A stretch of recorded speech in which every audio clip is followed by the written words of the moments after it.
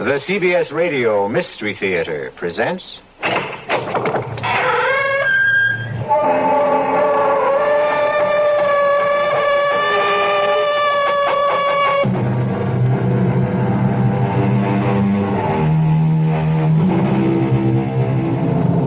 Come in. Welcome. I'm E.G. Marshall. Welcome to the terrifying world of your own imagination. One day, a young man named Otis Manley Carter stood before a great work of art in the Metropolitan Museum in New York. It was a portrait so beautiful that it brought tears to his eyes. And Otis Manley Carter whispered, "I would give my soul to be able to paint like that." It was an idle remark, spoken without thinking, on the spur of the moment. How was Otis Manley Carter to know that someone might be listening? Where'd you learn how to paint, Otis? At the Fine Arts Institute. No. I spoke to Professor DeMarco. They flunked you. You didn't show him any ability at all. Where'd you learn how to paint? Oh, come on, Bert. I was born with it. It just comes naturally. I've been painting all my life. But you're over 30. How come there are no paintings of yours more than 2 or 3 years old? Where did you learn how to paint, Otis? Bert, well, what are you driving at? Answer this, Otis. How come all the people whose pictures you painted are dead? Well, I don't know. Where'd you learn how to paint, Otis?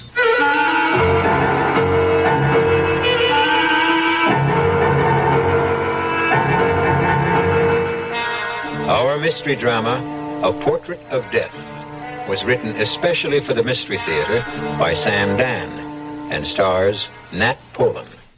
I'll be back shortly with Act One.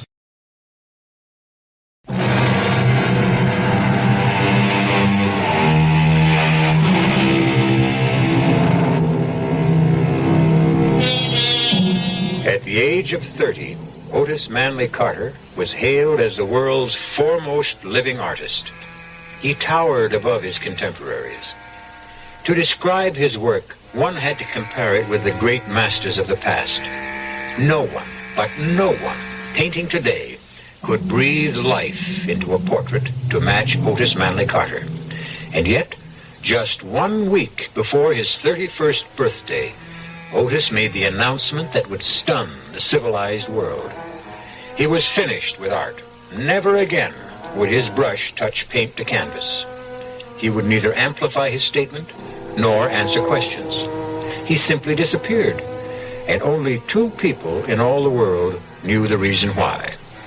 One, of course, was Otis himself.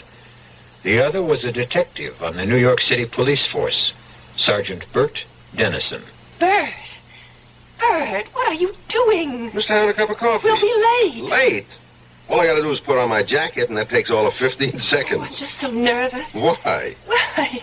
Do you know who's going to be there tonight? Well, sure. The governor, the mayor, celebrities, the news media, the critics. Lucy, I'm impressed. After all, the showing of a new portrait by Otis Manley Carter has the same impact as the World Series or a Super Bowl or a heavyweight champion fight. If you put brown sugar in coffee, do you save calories? Do you realize, Bert, that you and I are going to be sharing the spotlight with Otis? Well, you will, that's for sure. Oh, Bert, what does he see in me? Oh, come on, honey. No, I mean it. Well, let's see.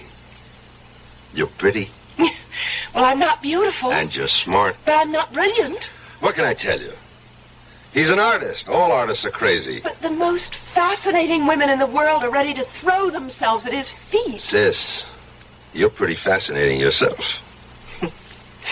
Thanks to you, Bert. Thanks to me? You sent me through college, and there were the trips to Europe. Well, I had to shape you up before I could marry you off. And it looks like you got yourself the grand prize, the great Otis Manley Carter. Oh, Bert, I want you to like him. Oh, I like him. I like him. He's so sweet, so kind. Except... Except? What do you mean, except? Well, except every time he paints somebody's picture, it seems to me that person dies. What are you talking about? Now, tonight's portrait, that actress, Lila Beaumont. She just died suddenly, didn't she?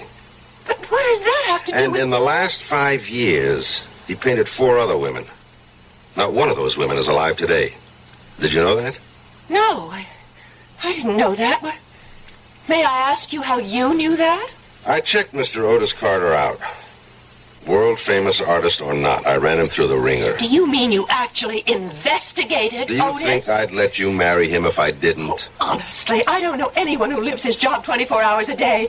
You never forget you're a policeman. I'm supposed to be on duty 24 hours a day. Otherwise, I'm cheating the taxpayers. Well, what are you trying to imply about Otis? Nothing. Nothing at all. Just an observation. Idle observation. Oh,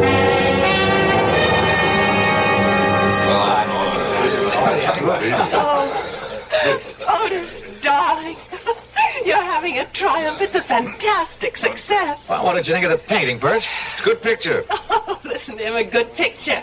Is that all you can say? Well, it's certainly lifelike, I'll say that. Oh, thank you, Bert. Good evening, Otis. Professor DeMarco. May I offer my congratulations? I'm honored, Professor, honored. May I present my fiancée and my prospective brother-in-law, Miss Lucy Dennison, Detective Sergeant Dennison, Professor DeMarco of the Fine Arts Institute. How do you do? How do Glad to meet you. Otis, once again, you forced me to eat crow. Oh, come on, Professor, please. No, I was wrong about you, Otis. Wrong. And I don't care who knows it. Yeah, but the truth is, Professor DeMarco, you taught me everything I know. The truth is, you didn't start to paint until after you left me. Congratulations, Otis, on a double triumph this evening. Your painting and your fiancée. Each is a magnificent work of art. Thank you, sir. Now, if you'll excuse me, Sergeant Dennison, Lucy. Yes, sir. Well, he never got over it. And I don't think he ever will. He said I'd never amount to anything. Oh, but you're not serious, darling. How could anyone who knows anything about art? Oh, there's Eric Von Hayden. The one who's doing the new book about him? Come on, darling. I'll introduce you. Give me a rain check. I feel the need for a little refreshment. Excuse me, sir. I hope I didn't spill that on... Oh, it's Sergeant... Dennison, sir. Of course. You know, Professor DeMarco, I've been watching you. What? That sounds ominous. Why would a police detective be watching me? Because I'm curious. About what? About the look on your face. What about the look on my face? It's the only look of its kind in the house. How do you mean that? Well, analyze all the faces around you. What do you see? Excitement, boredom, happiness, anxiety?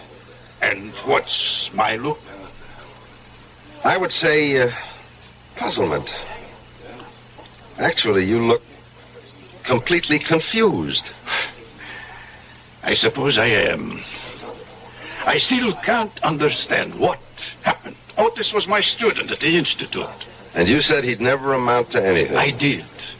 And you can see how it's come back to haunt me. Believe me, he had absolutely no concept whatever of the elementary principles of art. He had no feeling for line, for color, for form. I recommended he be dropped from the school. You not only go out on a limb, you bring your own saw. Well, 6 months later, he astounded the entire world with his portrait of that alderman's wife. The first of the Otis Manley Carter famous portraits. How do you account for that? Well, at first, I refused to believe he could paint like that. And maybe he doesn't. Maybe it's all done with mirrors. No. There are no mirrors, no tricks. I went up to his studio. He paints. But where did he learn? How did he learn? From whom? There must be an answer. Naturally. But can you even speculate? He probably sold his soul to the devil. You realize that isn't an answer. Of course. But it's the only one I can think of at the moment.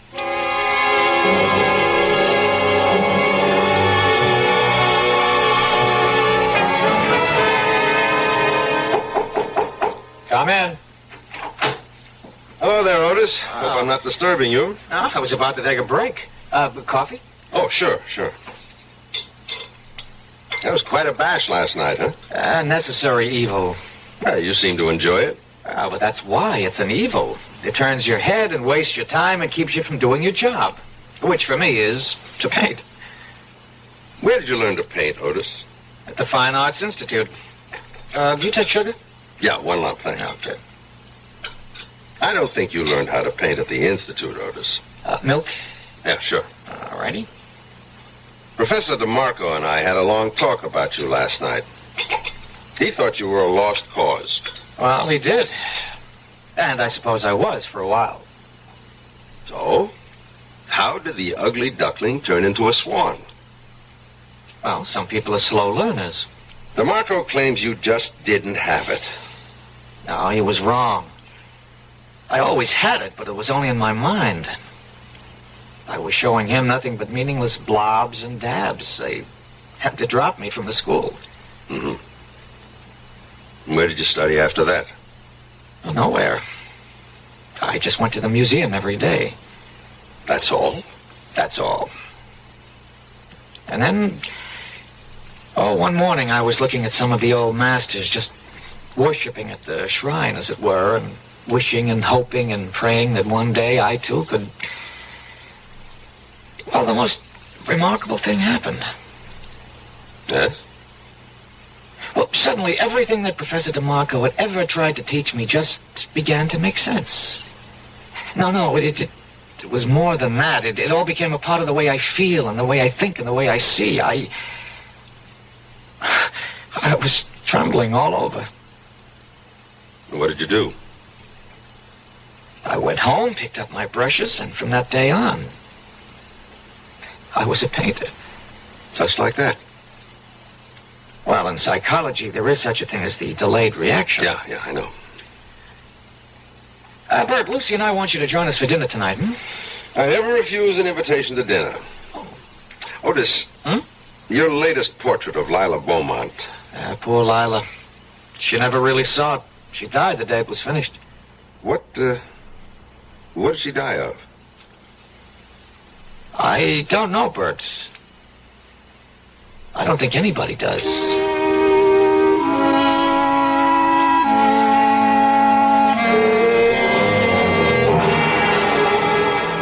Sergeant, I wasn't a regular physician. Who was, Doctor? I don't think she had one. She seemed to be one of those fortunate, healthy people who never needed medicine. Mm-hmm. Where did she die, Dr. Caswell? In Mr. Carter's studio. And since my office is just next door... Was she alive when you got there? Just barely. She seemed to show all the signs of utter exhaustion. So that's what I wrote on the death certificate. Afterward, I thought about it, and I asked for an autopsy. Why? I simply couldn't believe it. What did the autopsy reveal? Nothing. I was right in the first place. But I still don't believe it. Again, why? Well, how could she change so radically in such a short time? What do you mean by change? Have you seen the portrait Carter painted of her? Yes, It's just brimming with robust good health. It's exactly how she looked. Just about 2 months before she died, I saw her get out of the cab that first time she came to Carter's studio. And? 2 months later, I was shocked. Why? As I said, I'd never witnessed such a rapid decline. She was losing a lot of weight. Her color was gone. She looked so tired. What did you think was happening? I didn't know what to think. I decided to speak to Otis. After all, I knew him when he was just a starving young artist. One morning, I walked up to his studio. Well, what can I do for you, Doctor? Busy, Otis? Oh, Lila Beaumont will be here any minute. Well, that's what I want to talk to you about. Is she under medical care? Well, why? Well, why should she be? Can't you see why? What are you talking about? Otis, she looks terrible. Oh, she looks great. She's becoming dangerously thin. She has no color. Are you serious? Are you serious, Otis? Well, I don't understand what you're trying to say. You mean you can't see anything wrong with Lila Beaumont? She looks better than ever. Good morning, Lila. Hello, Otis. Well, you're looking just sensational, as usual. Lila, I'd like you to meet Dr. Caswell. How do you do? Oh, Otis, I'm so tired this morning. Could I have a cup of coffee? Well, coming up. I just have to heat it. Miss Beaumont, I hope you're seeing a doctor. Why? Look in the mirror. You're very perceptive, Dr. Caswell. Perceptive? It's obvious. For one thing, you're losing your looks. Oh, yes. Your looks are your livelihood. Shouldn't you want to do something about it? What can I do? There's a man, and he no longer loves me. But a doctor could prevent this ravaging. There's no way a doctor can help me. But you need special treatment. I would say, Miss Beaumont, that right now you should be in a hospital. Oh, you may be right, Doctor. I don't care anymore. I just don't care anymore. Is that the reason she died, Dr. Caswell? Because some guy gave her the gate? They say you can die of a broken heart. What do you say? Well, I just can't see a vital and perfectly healthy woman like Lila Beaumont simply withering away in so short a time. But if her appearance had changed so drastically, how come Otis didn't see it? You'll have to ask Otis. You still haven't told me, Dr. Caswell. What did she die of? But I did tell you. I don't know. Nobody knows.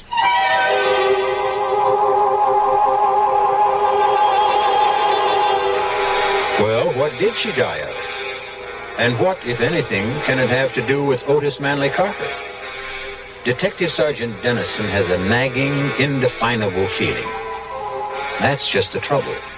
In most of the murder cases Bert has solved, the solution always began with a nagging, indefinable feeling.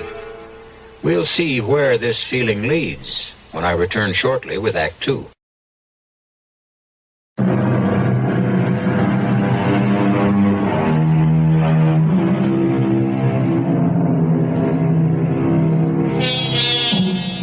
Sergeant Bert Dennison has always been an intuitive detective. He trusted his instincts. He played his hunches. He followed his theories wherever they led him, usually to the right answer. But this time, he has absolutely no idea of how to arrive at the answer. As a matter of fact, at this point, he can't even formulate the question.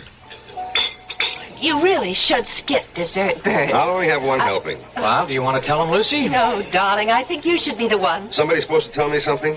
I hope the wedding hasn't been canceled. Oh, no, Bert. Sunday, right on schedule. Otis has something to say to you, Bert. Huh? We have a wedding gift for you, Bert. Me? Why? I'm not getting married. Well, that's why you need a gift. Now, on Sunday, Lucy is leaving your house forever.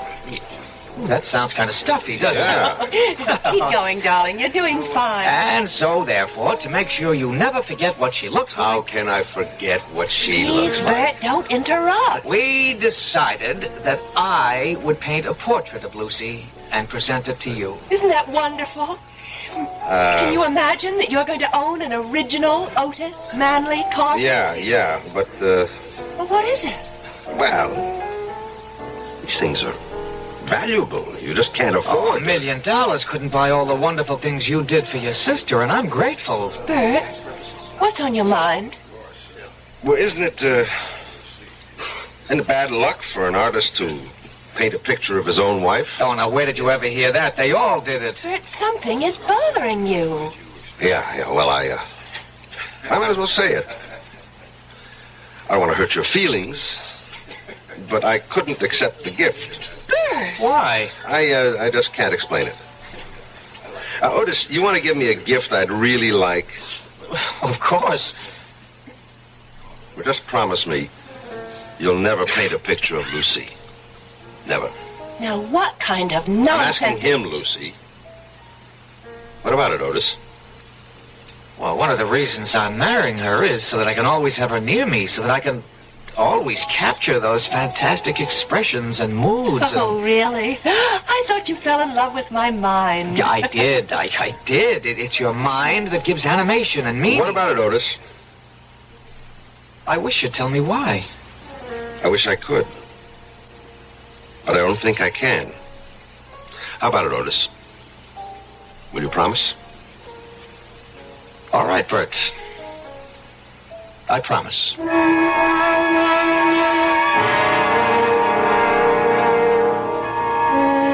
Homicide, Lieutenant Callahan. Oh, nothing, dear. Just sitting around. Nobody, just Bert Dennison. Oh, no. He used to be a million laughs. He isn't anymore. Just stares into space all day. That's so. All right, I'll tell him. You ought to get married, Bert. Puts a little zing in your life. And now that your sister's gone, you've got no excuse. Why don't you get off my back? Jenny was downtown this morning. She told me she ran into your sister. I'll even buy you... What did you say? Jenny saw your sister Lucy in one of the stores. She couldn't have seen my sister. Lucy and Otis are on a trip to Mexico. See? You don't know everything. Maybe they came back. As a matter of fact, maybe that's why they came back. What are you talking about? Jenny said Lucy didn't look too good. She what? Hey, Bert, where you going?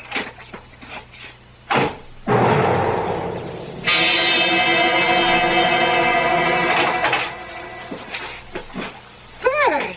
Yes, it's Bert. You never told me you were back. Oh, we meant to. We just got in this morning and we haven't even unpacked. Of course not. How could you unpack when you never packed in the first place? All your clothes are in the closet. Bags are up on the shelf. You didn't go anywhere, did you? I want you to call a doctor. There's Dr. Caswell. He's just next door. Well, why do I need a doctor? You look terrible. Oh, well... You lost about 5 pounds. There's no color in your face. Oh, it's absolutely true. I lost 5 pounds because I'm on a diet. And if there's no color in my face, it's because I don't have my makeup on. You sound tired. Well, we were up late last night. Why did you want me to think you were in Mexico? Bert, you and I, we've been very close. We've shared a home. You've practically raised me. Never mind all that. What are you leading up to? Well, we'd see each other every day and talk to each other and actually have no lives away from each other. I wasn't aware of that. So, I thought that since I'm a married woman, now we just have to get used to a different kind of relationship. Uh-huh. You can tell when I'm lying. I can tell when you're lying. Otis broke his promise, didn't he?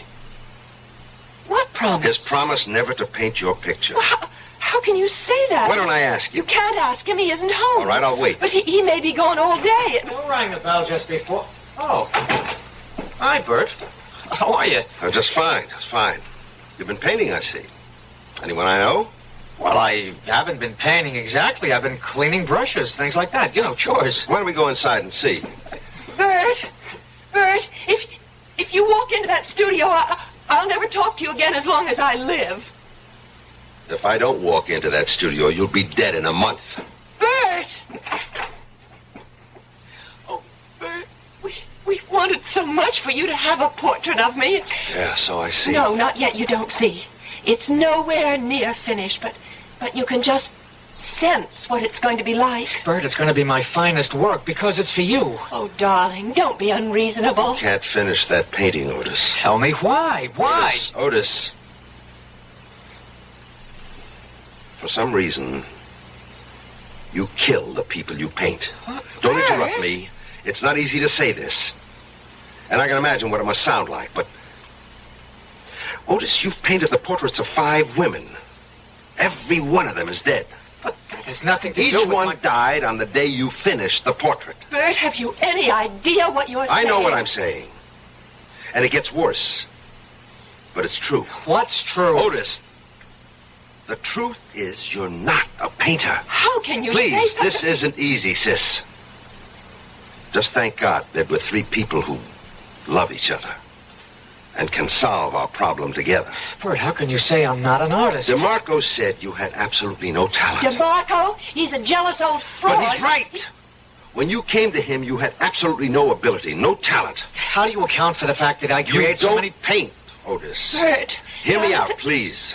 Somehow, and I don't even think you're aware of it, you have the ability to drain the life out of your subject and project it onto the canvas. Well? I just don't understand what you're saying. You're not aware of it. You didn't notice that Lila Beaumont was actually dying before your eyes, just as the others did before her.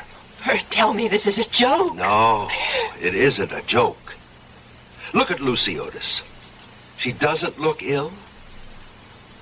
I honestly can't see anything wrong. Lucy, look in the mirror. Look.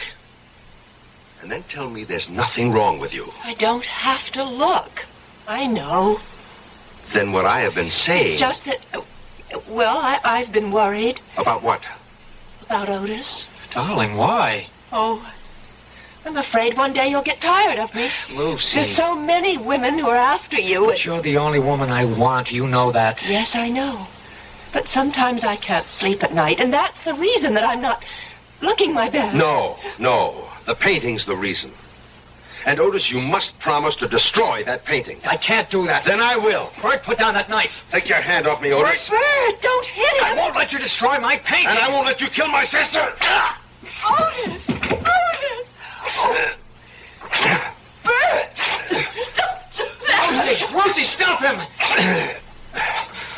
That takes care of that. Bert, you're crazy. Get up, Otis.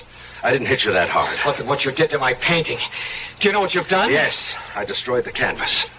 And look at your wife. Look at yourself, Lucy. Your color is back. Bert, you're a fool. If my color is back, it's because I'm furious. No, you've got your old vitality and strength. You'll be all right now, Lucy. Bert! There's really nothing we can talk about. I did what I had to do. And now let's forget it. Except for one thing, Otis. Promise me your word of honor that you'll never try to paint Lucy's portrait again. But I can't I'll put it this way, Otis. If you ever try to paint her portrait, I'll kill you.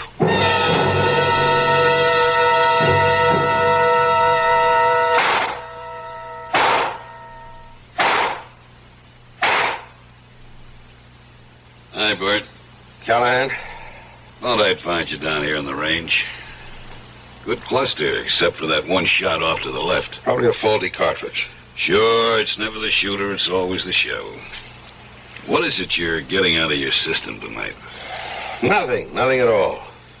Want to sit down and talk for a minute? About what? About you and me. All right. What is there to say? We have to decide what I'm going to do about you. Why? Because Otis and Lucy were in my office this afternoon. They're two very scared kids. They've got nothing to be scared of. Not for themselves. For you. Why? Oh, come on, Bert. You know why. They told me everything. Oh, that's nice. My own sister. She only did it because she loves you. Yeah. She told you how all of them die when he paints their portraits? Yeah. Well, what do you think? Here's what I think. I just put in this application. Application? For your leave of absence. But I'm not... Yes, you are. It'll all be done quietly, and when you're better, you can come back to duty as if nothing happened.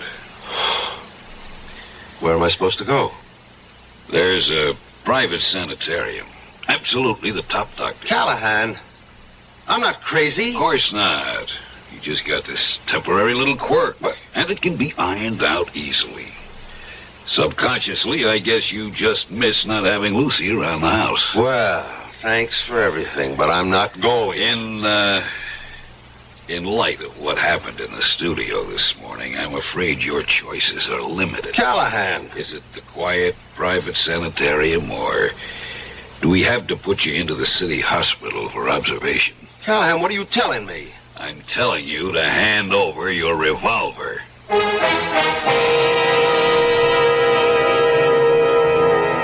Who was it who wrote, "Heaven keep me safe from my well-meaning friends"? It's certainly a sentiment that's shared right now by Detective Sergeant Bert Dennison. All he wants to do is prevent a terrible tragedy. And who's trying to stop him? Those people who truly love him. We're going to meet more well-meaning people when I return shortly with Act 3.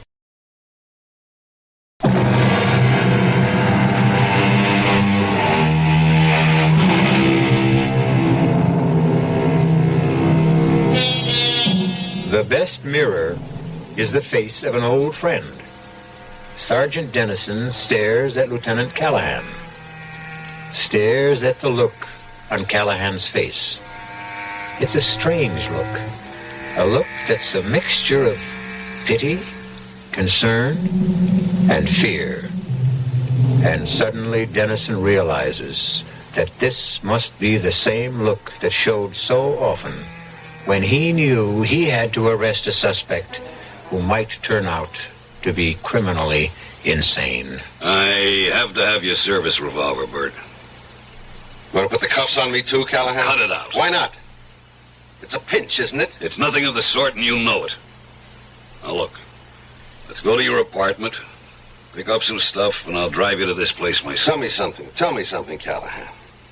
Don't you want to hear my side of it? Bert, you slugged your brother-in-law, you slashed the painting. Mm-hmm. So? That's violence. You and me, we never used violence in the line of duty? Justified force. Slice it any way. Why am I wrong this time? Because what you say is crazy. Callahan, you and me, we're not the new breed of college cops who know everything, but still we're very careful about that word crazy. You mean you really believe Otis kills people by painting their portraits? Yeah. Quit fighting me. Work with me. How? Let's go out and get some expert testimony.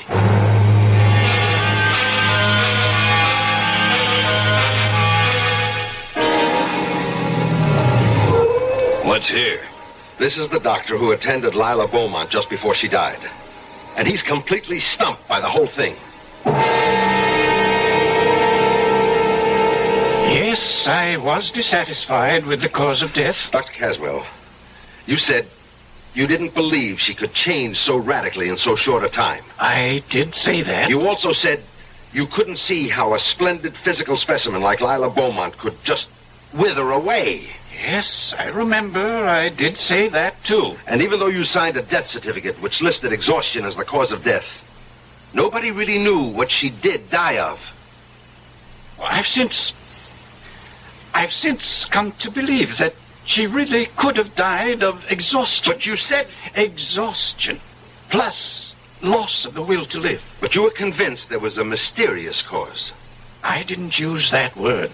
But, Doctor, you led me to believe... I was merely ventilating some doubts, some misgivings. But the other women who died... I wasn't there. I don't know.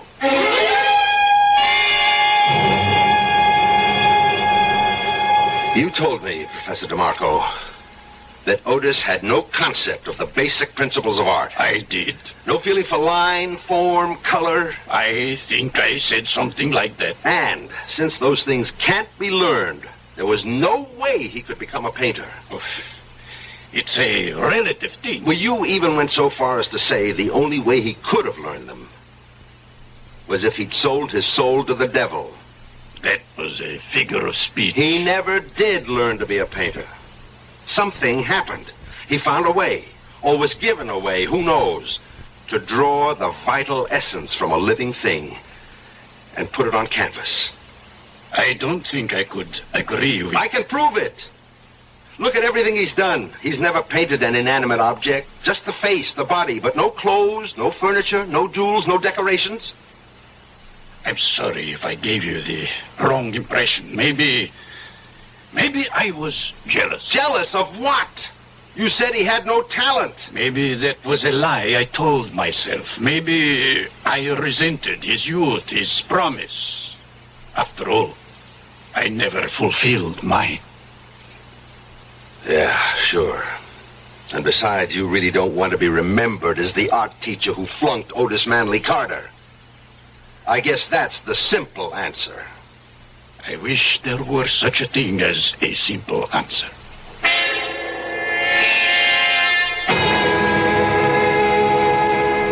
Well, Bert, you've got to admit it's really a comfortable room with a great view of the ocean, and you've even got a refrigerator. Yeah. What happens now, Callahan? Well, starting tomorrow, the doctors will begin working with you. You'll be straightened out in no time. I see. I'm the one who has to be straightened out. That's how it is. Even if I happen to be right. Those are the rules of the game, Bert. But I'm not crazy, Callahan. You and I know what crazy is. Crazy is when most people don't agree with you. You're a big help. I'll come up and see you this week. I can hardly wait. I better ring for the guy to come let me out. What do you mean you got a ring? Well, door's locked from the outside. Huh? It doesn't mean anything, Bert. It's just routine. I mean... Yeah, I know what you mean. I might as well be in jail.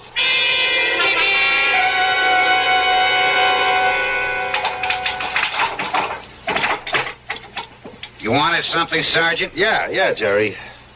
How can I make a phone call? You can't. What do you mean I can't? Well, first couple of weeks you can't. It's like you gotta get your interviews and orientation. But I have to make a phone The call. doctor says... Forget what the doctor says. Look, part of the treatment is to isolate you completely from your former environment. But I have to know if my sister is okay. She's okay. How do you know? Because if she wasn't, you'd be told about it. Yeah. Listen, I know I can't make a phone call. But if I could, where would I make it from? Well, there's a phone outside, at the end of the hall. There is, huh? Jerry, I want to show you something. What?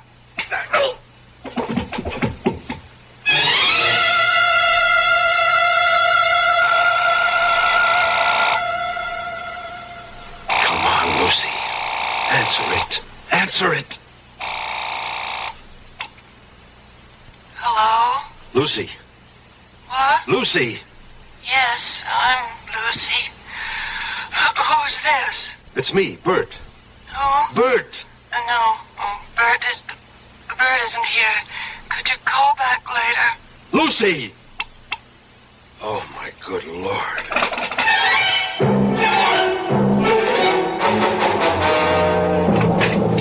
Lucy. What? Who? He's painting your picture again. I've got to destroy that canvas. Don't move, Bert. Otis. Don't make me shoot, Bert. Now listen, Otis. You don't want to kill me. No. I'd only want to hit you in the foot, but I'm a bad shot. Now, please, Bert, just stand still. What are you doing with a gun, Otis? That's not your style. Callahan called us. He said you'd broken out of the sanitarium. He wants me to phone him if you show up here. You're killing Lucy. Look at her. Bert, I don't know what's gotten into you. Is the painting almost finished? What business is that of yours? What more has to be done on the painting? I just have to finish her mouth. And when you do, she's going to die. How can you believe... Do you love her, Otis? You know I love her. Destroy the painting. I can't. I can.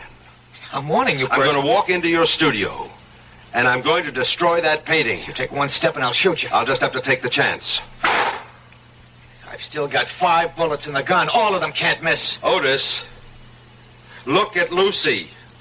Look at her. She's dying. That isn't true. You don't want to see it. If I could prove you're killing her, would you destroy the painting? How could you prove such Would you destroy the painting? Yes. Let's go back into the studio, Otis. Oh, no, it's a trick. You've got the gun, Otis. What are you afraid of? Come on. All right, you just stand near the wall. You keep far away from my painting. It's beautiful. Then why do you want me to destroy it? Because it is Lucy. What did you bring me in here to prove? That you kill a living thing when you paint it. On the windowsill, Otis, that flower, that geranium, paint it. Sure. I'll put the gun down and pick up the brush and you'll jump. You're afraid. You're scared. You're crazy. What you're saying is crazy. Here's your chance to prove it, Otis. Paint that flower. And if nothing happens to it, I promise, I'll go away quietly. Well? I will.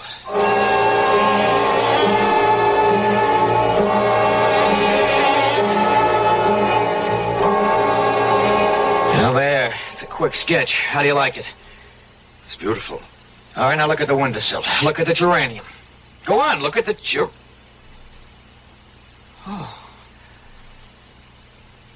Oh, no, Bert, what happened to it? You can see what happened. I can't believe it. But it's true. The color is gone. It's wilted, withered. It's dead. No. They're all dead. Lila Beaumont, those other women. And Lucy is dying. Before it's too late, Otis. You know what you have to do. No. Otis! You do it for me. No. You have to destroy that canvas yourself. Why? Because I can't keep watching you guarding my sister forever. You have to put an end to it yourself. I promise I won't paint Lucy. You must never paint anybody. I don't know if I can give it up. But you're not really a painter, Otis. Somehow you stumbled into some sort of mysterious power. And now you've got to give it up. Destroy the painting. I'll go back to Lucy. How do you know I just won't finish it? How can you trust me? I trust you. I trust you because you love Lucy.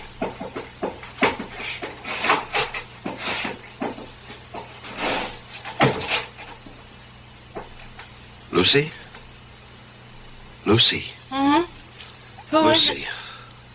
Oh, Bert. I must have been napping. Oh, I feel so refreshed. Yes, you're looking better. Bert, what are you doing here? You're supposed to I know. I'm supposed to be crazy. Don't worry about it. Otis, Bert's here. Shouldn't we... No. Everything's all right. I better go straighten everybody out. Especially Callahan. The painting? Is it my imagination or... What happened to the painting?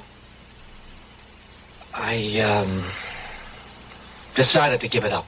Otis, how could you? Will you love me even if I'm not a famous painter? But, darling, Sure she'll love you, Otis. She'll love you even more.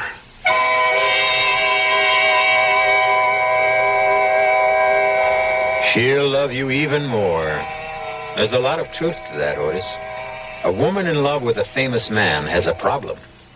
She wants him all to herself, but she is forced to share him with the entire world. And you ladies in our audience might think about it, too. If you're married to a man who doesn't seem to be going anywhere special, look on the brighter side. Just think. You can have him all to yourself. I'll be back shortly.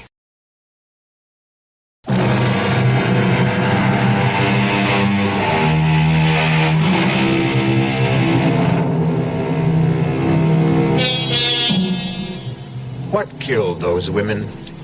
A coincidence of real and fancied illness? Or can an artist really drain the life from a living creature and transform it to canvas? Certain primitive tribes agree. It's taboo to create a likeness. Maybe they know what they're talking about. Our cast included Nat Polen, Marian Seldes, Jack Grimes, Jackson Beck, and Roger DeKoven. The entire production was under the direction of Himan Brown. Now, a preview of our next tale. Jenny, that stone ain't gold. Then what is it? It's pyrite. What's pyrite? Oh, it's just what everybody calls... Well, it's a sort of metal. Well, anyways, whatever it is, it's real precious to me.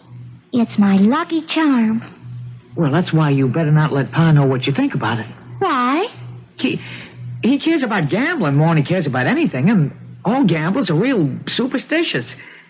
Now, if he knew you had a lucky piece, especially if he heard the crazy story about you and the school burning down, he'd have it off of you so fast that it'd set your head to spinning. It isn't crazy. You heard me wish on the stone for no school, and now there is no school. That was just happenstance. You don't think it happened just 'cause I wished it? Of course it didn't. Then I'm going to prove it to you. This is E.G. Marshall inviting you to return to our Mystery Theater for another adventure in the macabre. Until next time, pleasant dreams.